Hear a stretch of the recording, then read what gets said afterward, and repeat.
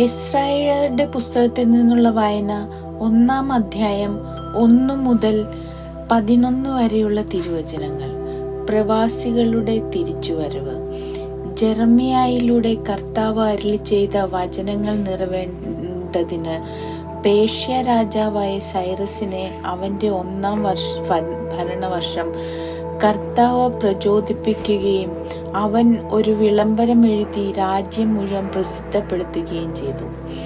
Persia രാജാവായി Cyrus അറിയിക്കുന്നു, സ്വർഗത്തിന്റെ ദൈവമായ കർത്താവ് ഭൂമിയിലെ സകല രാജ്യങ്ങളും എനിക്ക് നൽകുകയും യൂദായിലെ ജെറുസലേമിൽ അവിടുത്തേക്ക് ആലയം പണിയാൻ എന്നെ ചുമതലപ്പെടുത്തുകയും ചെയ്തിരിക്കുന്നു.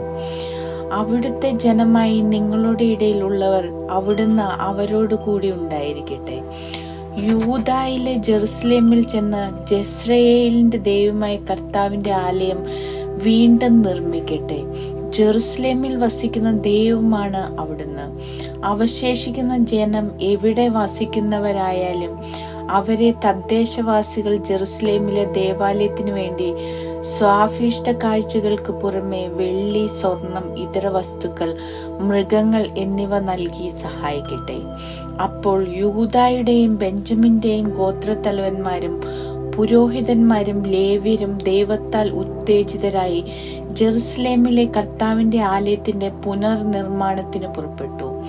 അവർ വസിച്ചിരുന്ന ദേശത്തെ ആളുകളുടെ സാഭിഷ്ട കാഴ്ചകൾക്ക് പുറമെ വെള്ളിപ്പാത്രങ്ങൾ, സ്വർണം, ഇതര വസ്തുക്കൾ, മൃഗങ്ങൾ, വിലയേറിയ സാധനങ്ങൾ ഇവ നൽകി അവരെ സഹായിച്ചു.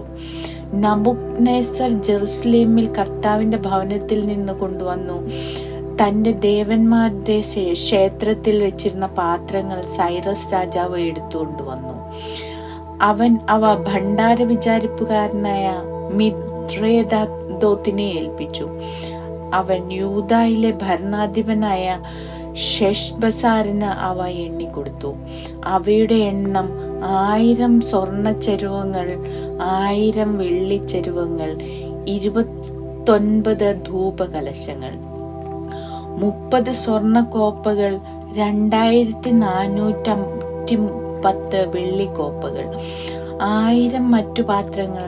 സ്വർണവും വെള്ളിയും കൊണ്ടുള്ള പാത്രങ്ങൾ ആകെ 5469.